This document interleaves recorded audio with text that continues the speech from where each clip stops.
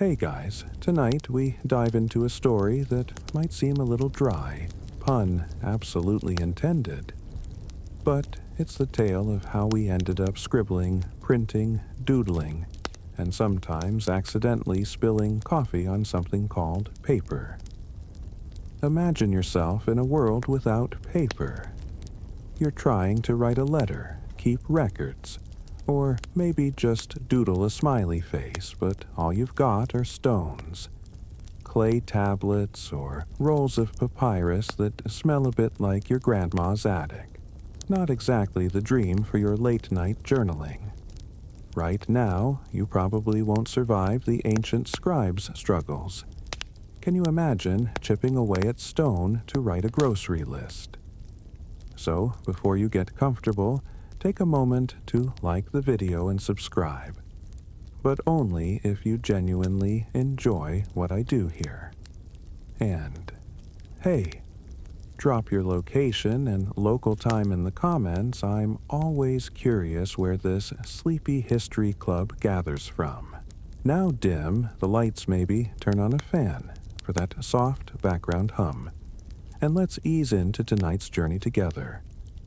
Long before the invention of paper, humans relied on a variety of materials to capture thoughts, laws, stories, and the occasional doodle. Stone and clay tablets were among the earliest canvases, heavy and durable, but about as portable as your old laptop.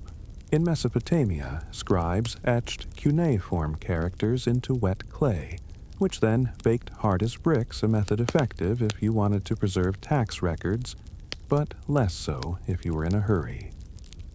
Then came papyrus, the ancient Egyptian superstar. This reed-based material was lighter and easier to write on, but it was also prone to wear and tear, and let's face it, not exactly waterproof. In parallel, the Chinese were experimenting with silk scrolls, which were elegant but expensive, a bit like writing on your grandmother's wedding dress. Historians still argue whether these early writing surfaces influenced the invention of paper, or if paper arose as a sudden revolutionary breakthrough. Some believe that the challenges posed by existing materials created a perfect storm for innovation, while others think paper's birth was more of an inspired accident thanks to the ingenuity of a few inventive minds. Whatever the case, these early materials set the stage for the arrival of paper, a lightweight, flexible, and surprisingly resilient medium that would change the world forever. Picture yourself in ancient China around the 1st century CE. The air is thick with the scent of ink and wood smoke, and scribes are busily at work documenting imperial decrees, poetry, and perhaps the occasional recipe for a steaming bowl of noodles. This is where paper first steps onto the historical stage, thanks to a man named Kai Lun. Legend has it that around 105 CE, Kai Lun, a eunuch in the Han court, concocted a method to make paper from a mash of mulberry bark hemp rags, fishing nets, and old cloth. Imagine him stirring this pulpy mix in a large vat, then lifting a framed screen out of the slurry, letting water drain as the fibers mesh into a thin, yet surprisingly strong sheet.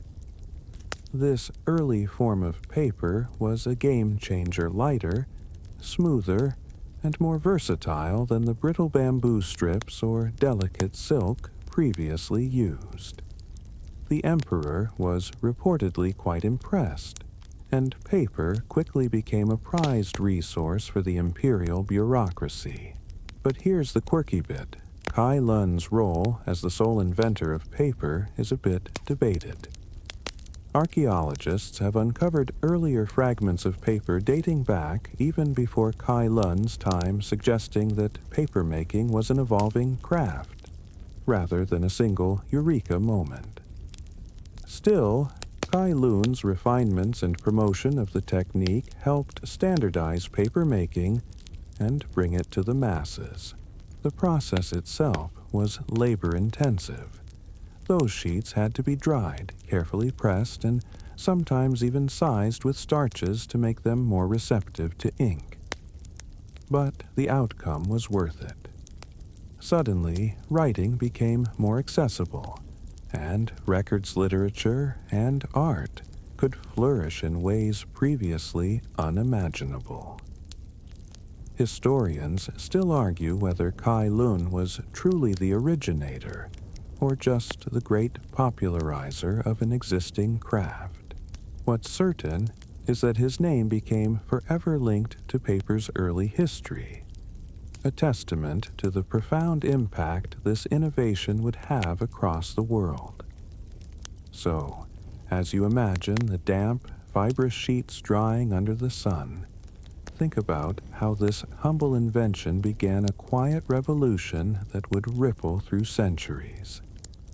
Now you find yourself stepping deeper into the ancient paper-making workshops of China, surrounded by vats of pulpy slurry made from bamboo hemp and mulberry fibers.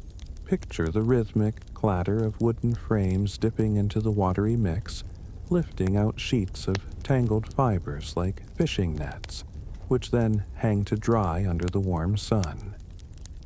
These raw materials were far from the tree pulp that dominates modern paper production. Bamboo stalks had to be split and softened, hemp fibers beaten down, and mulberry bark stripped carefully. This delicate dance of materials gave early Chinese paper its unique texture, lightweight yet surprisingly strong. Artists and scholars prized it for calligraphy and painting, where each brush stroke glided gracefully. Some scrolls were even lacquered for durability, making the paper resistant to moisture and pests, which was crucial in a humid climate. Here's a quirky tidbit: the Chinese were also masters of recycling. Old rags, fishing nets, and even worn-out clothes found new life in paper pulp. It's like the ancient equivalent of your local recycling bin, but with a touch of artistry and practicality rolled in. And they weren't just recycling to save resources, they recognized how blending fibers created stronger, more versatile paper. But historians still argue whether the dominance of these specific materials, bamboo, hemp, and mulberry, was a matter of choice or necessity. Some suggest it was simply what grew abundantly in the region, while others think it was a carefully honed selection for optimal quality. This debate continues because ancient texts and archaeological evidence provide hints but no definitive answers. You might be surprised to learn that the paper-making process itself was seen almost as a spiritual act. The slow, deliberate pace of making paper mirrored the Confucian ideals of patience and precision. Papermakers were respected artisans, and their work carried a quiet dignity beyond mere production. So, as you imagine those sheets of paper drying in the breeze, picture a craft that combined ingenuity, recycling savvy, and cultural reverence, a perfect recipe for a lasting invention. As the whispers of papermaking drift beyond China's borders, you find yourself journeying across the rugged terrains of Korea and Japan. Imagine sturdy wooden boats carrying precious bundles of paper, and the knowledge that birthed them navigating rivers and coastlines, while skilled artisans replicate and adapt the Chinese methods in new lands.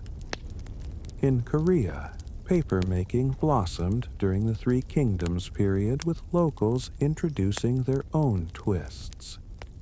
Picture Korean artisans using the inner bark of the dak plant, a variety of paper mulberry to craft delicate yet durable sheets prized for calligraphy and Buddhist scriptures. These sheets had a slightly different texture, softer and more translucent, catching light in a way that made written characters appear to dance. Meanwhile, in Japan, paper known as washi became a cultural cornerstone. Imagine monks in mountain temples meticulously making paper by hand, pressing it thin, and layering it with starches to achieve a smooth surface perfect for ink and brushwork. The process was almost meditative an art form in itself, and the resulting washi paper found its way into everything from religious texts to exquisite ukiyo-e prints centuries later. Here's a fun detail. Japanese paper makers invented a tool called the Su-e bamboo screen, which allowed for finer, more consistent sheets and influenced papermaking worldwide. It's like discovering the perfect coffee filter centuries before espresso machines. Historians still debate the precise timeline and roots of paper's spread throughout Asia, partly because local adaptations blurred the lines between imported and indigenous techniques. What's clear, though, is that paper making became deeply woven into the cultural fabrics of these countries, each making the craft uniquely their own. So picture those gentle ripples of a bamboo filtering pulp hands, working in harmony with nature, and the soft rustle of newly formed sheets drying in the sun, a peaceful moment in the long journey of paper's evolution. Your journey now takes you to the bustling crossroads of the Silk Road, that ancient network of trade routes threading through mountains, deserts, and cities, where goods, ideas, and innovations mingled like spices in a market stall. Picture camel caravans laden with silks, spices, and, importantly, bundles of paper traveling westward from China toward the vast territories of Central Asia and beyond. The Silk Road wasn't just a highway for merchants, it was a conveyor belt for knowledge.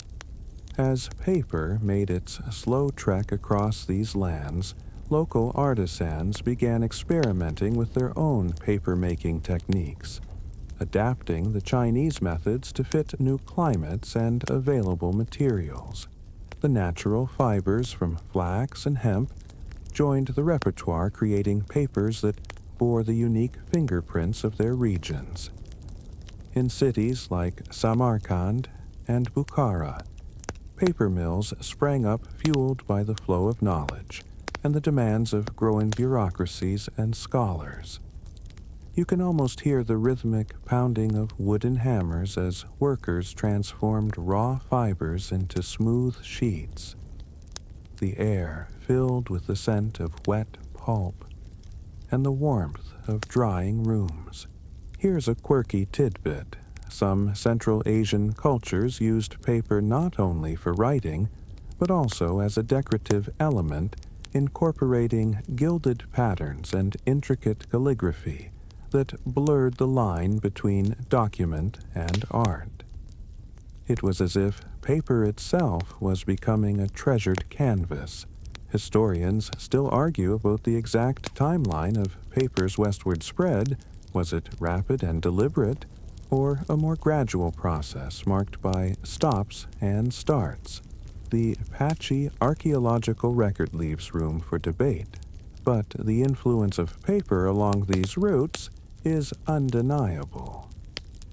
So, as you picture the caravans trudging across sun-baked plains and shadowy mountain passes, think about how the humble sheet of paper was quietly weaving together the cultures of East and West, one fiber at a time. As you move into the heart of the Islamic Golden Age, envision grand cities like Baghdad, Damascus, and Cairo, alive with scholars, poets, and artisans. Here, paper had arrived and taken root, transforming libraries and workshops into hubs of learning and creativity. Imagine bustling paper mills lining rivers, their wooden hammers rhythmically pounding fibers into smooth sheets, while the air is thick with the mingling scents of ink, spice, and fresh pulp. The Islamic world didn't just adopt paper making, they innovated upon it. Artisans introduced new materials like flax and cotton, sometimes blending them with traditional hemp fibers, producing stronger, whiter paper, ideal for the exquisite Arabic calligraphy that would become a hallmark of the era. The meticulous craftsmanship reflected a deep reverence for knowledge and beauty. Here's an intriguing detail. Some mills were so large and sophisticated that they operated year-round, employing hundreds of workers, a medieval version of an industrial complex. And despite the manual labor, quality control was rigorous, ensuring consistent sheets suitable for everything from scientific manuscripts to decorative texts. Historians still debate how much of the paper-making technology was directly transferred from Chinese methods versus local innovation inspired by existing practices. While the core techniques came from the East, the Islamic papermakers undoubtedly made the craft their own, tailoring it to their cultural and artistic needs. Picture scholars in flowing robes, poring over freshly written texts by candlelight, the soft glow illuminating gilded pages resting on carved wooden stands. Paper wasn't merely a tool here. It was the medium through which ideas, mathematical, medical, philosophical, would flow and flourish across continents. So, as you imagine the gentle slap of wooden hammers in these ancient workshops, think about how paper became the lifeblood of a vibrant intellectual world, bridging cultures and centuries with every sheet. Now, envision the sprawling workshops and bustling bazaars of the medieval Islamic world, where paper mills hum with activity, and the air is rich with the scent of fresh pulp and ink. These mills were marvels of their time-complex operations, with water-powered hammers that transformed raw fibers into the smooth sheets that scholars, poets, and administrators relied upon. In cities like Baghdad and Damascus, the demand for paper skyrocketed as libraries expanded and record-keeping became more sophisticated. Imagine workers expertly mixing flax, hemp, and cotton fibers, then dipping woven screens into vats of pulp, creating delicate sheets that would soon be pressed and dried under the warm sun. A quirky detail worth noting, some paper mills incorporated decorative touches, such as stamping the finished sheets with unique marks or patterns, a medieval form of branding and quality assurance. These subtle embellishments were both practical and artistic, hinting at the pride artisans took in their craft. Historians still argue about the precise influence of these Islamic paper mills on the broader world. While the technology undoubtedly spread westward, questions remain about the extent of innovation versus adaptation from Chinese origins.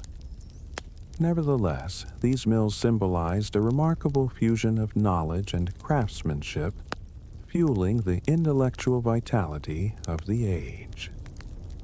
Picture scholars in flowing robes surrounded by towering shelves of manuscripts, their fingers tracing the elegant Arabic script written on fine paper. This paper wasn't just functional. It was a vessel carrying the treasures of human thought, astronomy, medicine, poetry across time and space.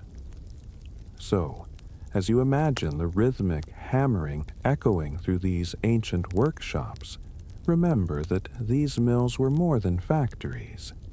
They were cultural engines driving the spread of knowledge in a golden era. Now you find yourself at the crossroads, where east meets west the Iberian Peninsula, a mosaic of cultures and histories. Imagine Moorish Spain in the 10th and 11th centuries, where the art of paper-making arrived like a secret treasure carried along the Mediterranean winds. Here, paper began to quietly transform the way knowledge was preserved and shared. Picture bustling cities like Cordoba and Toledo, where Arabic-speaking artisans adapted paper-making to local materials and tastes.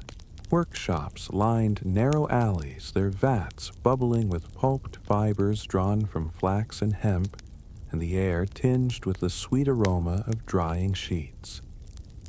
These delicate papers quickly found favor among scholars, poets, and scribes who had previously relied on parchment animal skins that were expensive and labor-intensive to produce. Here's a quirky detail. Some of these early Spanish papers bore watermarks, subtle designs embedded in the pulp during manufacturing, which acted as signatures and proof of authenticity, an early medieval quality control system that still fascinates collectors today. Historians still debate whether paper making in Spain spread primarily through Muslim artisans, or if Christian monks played a role in adopting and disseminating the craft after the Reconquista. Regardless, the result was the birth of European paper-making traditions that would soon blossom further north. Imagine a scholar in a sunlit scriptorium, the gentle rustle of pages turning surrounded by scrolls and early codices, the soft texture of paper under his fingertips a new and exciting canvas for ideas. This moment marked the beginning of a new chapter for Europe, a shift from animal skins to paper that would eventually revolutionize communication and knowledge. So, as you envision those first sheets drying under the warm Spanish sun, think about the slow but unstoppable journey of paper weaving its way into the heart of Western culture. Moving northward, you step into the medieval towns and monasteries of Europe, where paper was still a relative newcomer, competing with the time-honored parchment made from animal skins. Imagine the quiet, candlelit scriptoria, where monks cloaked in indigo and russet robes painstakingly copied manuscripts by hand. The arrival of paper introduced a new rhythm to their work, lighter, easier to produce, and more affordable than parchment, but initially met with some skepticism. Envision the early European paper mills nestled beside rivers and streams, where water-powered hammers beat flax and hemp into pulp. The surrounding air is cool and misty, carrying the faint scent of wet bark and moss. Artisans dipped their screens into vats of slurry, lifting delicate sheets that glistened wet before being pressed and hung to dry. A quirky historical footnote: medieval Europeans initially feared that paper might be too fragile or impure for sacred texts. Some manuscripts even included warnings cautioning scribes to handle paper carefully, almost as if it were a delicate glass rather than a writing surface. It took decades, even centuries, for paper to gain full acceptance. Historians still argue about the speed and extent of paper's adoption across Europe. Was it a slow process confined mostly to urban centers and commercial use? Or did it quickly infiltrate religious and scholarly circles? The answer seems to lie somewhere in between, with gradual but steady growth. Picture a merchant's ledger, a scholar's treatise, and a poet's musings, all sharing the same humble paper, a symbol of a changing world where information became lighter, more portable, and eventually accessible to many. So, as you imagine those damp sheets drying in the European sun. Remember, this was a turning point where paper began to reshape the continent's intellectual landscape. Now, step into the vibrant workshop of Johannes Gutenberg in 15th century Mainz, Germany. The scent of fresh ink mingles with the sound of metal type clinking together, as the printing press, one of history's most transformative inventions, comes alive. Imagine Gutenberg meticulously setting each letter, pressing sheets of paper to produce the first mass-printed books, starting with the famous Gutenberg Bible. Paper, once a delicate luxury, had become an essential partner in this new era of communication. The high demand for paper soared as printing presses multiplied across Europe, fueling the spread of ideas, literacy, and knowledge. Picture stacks of freshly printed sheets drying on wooden racks in bustling print shops, paper transitioning from handcrafted artisan product to a commodity powering a revolution. Here's a quirky fact. Early printers sometimes battled inconsistent paper quality, which could cause ink to smudge or bleed, forcing them to adapt their techniques or reject whole batches. This pushed papermakers to innovate faster, striving for finer, more reliable sheets. Historians still debate how quickly the printing revolution altered. Society, did it instantly democratize knowledge or primarily serve the elite for decades? Regardless, it's clear that without affordable paper, the printing press wouldn't have ignited the cultural and scientific blossoming of the Renaissance. Imagine yourself holding a crisp, printed page, feeling the texture of the paper beneath your fingertips, a tangible connection to the ideas and voices of centuries past. Paper had evolved from a regional craft to a global catalyst shaping human history in profound ways.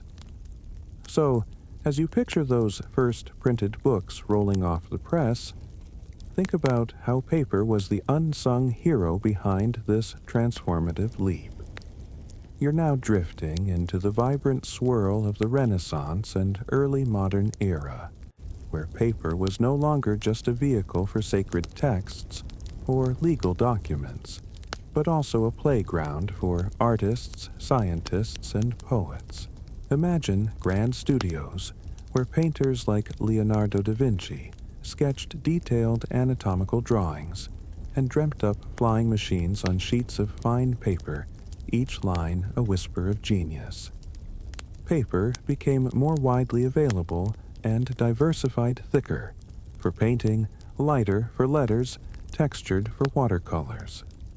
Picture artisans experimenting with various fibers and coatings, eager to perfect surfaces for their masterpieces. This era saw the rise of paper mills across Europe, especially in Italy and France, regions that blossomed with creativity. Here's a charming detail. Paper was often hand-pressed with wooden tools carved into floral or symbolic patterns, leaving faint decorative marks on the sheet's early watermarks that today help historians date and authenticate precious manuscripts. Historians still argue how much these paper innovations influenced the explosion of art and science. Did the availability of affordable, high-quality paper help thinkers like Galileo or Shakespeare flourish? Most agree paper was an indispensable canvas for the Renaissance mind. You might imagine a letter penned by a noblewoman, sealed with wax and written on delicate paper, carrying her thoughts across courts and kingdoms. Or a scientist's notes scrawled hastily on parchment-thin sheets containing the seeds of future discoveries. So, as you envision these delicate pages filled with ink and color, remember, paper was not just a medium, but a muse one that inspired some of humanity's most enduring creations.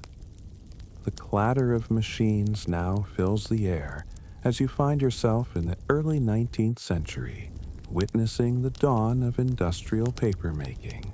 Imagine towering factories beside roaring rivers, water wheels and steam engines, powering enormous pulping machines that could churn out hundreds of sheets per minute, far beyond the humble vats of hand-stirred pulp of centuries past. This mechanization revolutionized paper production, making it cheaper and more widely available than ever. Think of vast rolls of paper unfurling from giant rollers ready to be cut and printed upon. The invention of the Fourdrinier machine in England was a game changer, allowing continuous production of smooth, uniform sheets. But here's an odd detail: early industrial papermaking relied heavily on cotton and linen rags, creating fierce competition for these materials with the textile industry. As demand soared, wood pulp eventually replaced rags, sparking new technological developments and environmental debates that echo today. Historians still argue about the social impacts. Did this mass-produced paper truly democratize knowledge?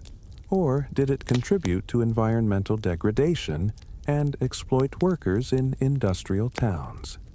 It's a complex story of progress with both bright and shadowed chapters. Picture factory workers in soot-streaked clothes, tending roaring furnaces and noisy machinery, their lives intertwined with this new era of production.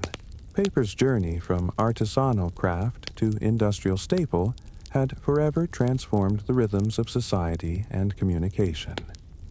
So, as you imagine the relentless whir of machines and the endless sheets rolling forth, consider how this leap shaped not just paper, but the modern world itself.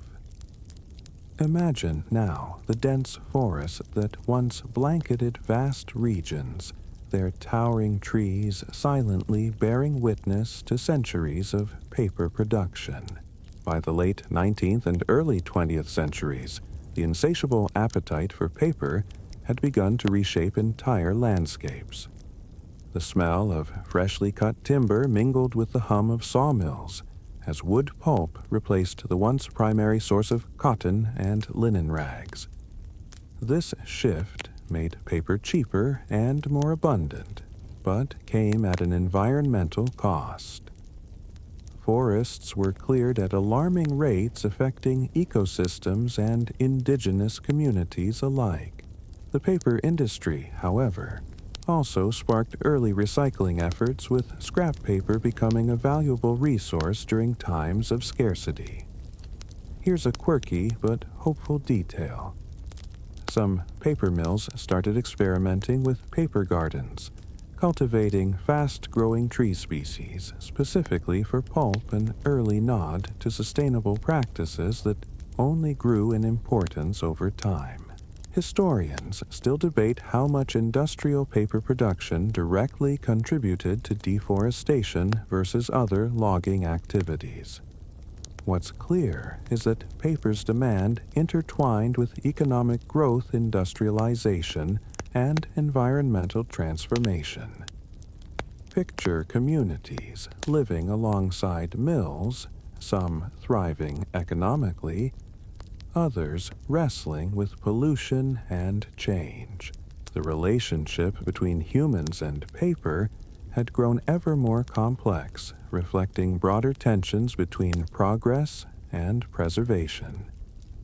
So, as you picture those vast, whispering forests giving way to factories and paper rolls, think about the double-edged legacy of paper production, a story of innovation shadowed by ecological challenge. The digital age dawns, and you find yourself amidst glowing screens and buzzing devices. Paper, once the king of communication and record-keeping, faces a new challenger electronic media. Think of your smartphone or tablet lightweight and infinitely portable, threatening to consign paper to history's attic alongside quills and typewriters. But paper isn't going quietly. Imagine sustainable forestry projects recycled fibers spun into new sheets, and innovative alternatives, like hemp and agricultural waste stepping into the spotlight. Some artists and writers still prefer the tactile feel of paper, swearing by the soft resistance of pen on page for creativity's sake.